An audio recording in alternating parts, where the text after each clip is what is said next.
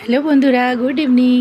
তোমরা জানো এখন শ্রাবণ মাস চলছে আর জায়গায় জায়গায় শ্রাবণী মেলা বসেছে। আমরাও কিন্তু চলে এসেছিলাম শিব মন্দির বিএড কলেজে শ্রাবণী মেলার মাঠে।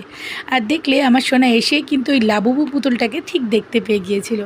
তো যাই হোক, আমি যখন ঢুকছিলাম মেলাতে তখন ভিডিও করতে পারিনি, কারণ তখন বৃষ্টি পড়ছিল। বৃষ্টিটা একটু থামলো, তারপরে আমি ভিডিও করা শুরু করলাম। যদিও খুব বেশি ভিডিও করতে পারিনি, কারণ বৃষ্টিটা কিন্তু মাঝে মাঝে খুব জোরে নামছিল। তো দেখো, আমার মহারাজ কিন্তু ঠিক দেখে দেখে তার পছন্দের দোকানে ঢুকে পড়েছিল। আর এই যে মেলায় কিন্তু ভালোই দোকান বসেছিল।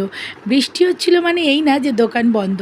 হ্যাঁ, তবে মাঝে মাঝে দু একটা দোকান বন্ধ ছিল বটে, বাট মেলায় কিন্তু প্রতিটা দোকান প্রায় খোলাই ছিল।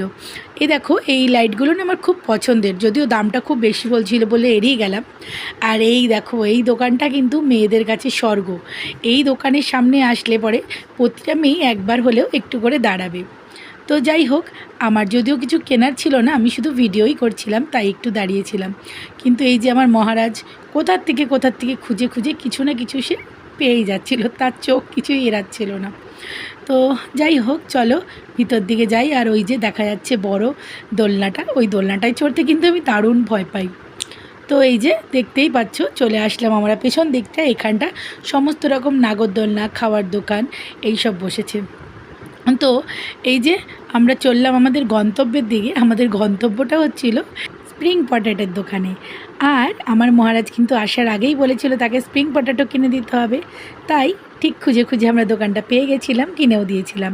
আর মেলায় যে বসেছিল পিৎজা হাটের দোকান, সেখান থেকে তাকে একটা পিৎজাও কিনে দিয়েছিলাম। তো এই তো হলো আমাদের মেলা ঘোরা। সবাই ভালো থেকো, টাটা।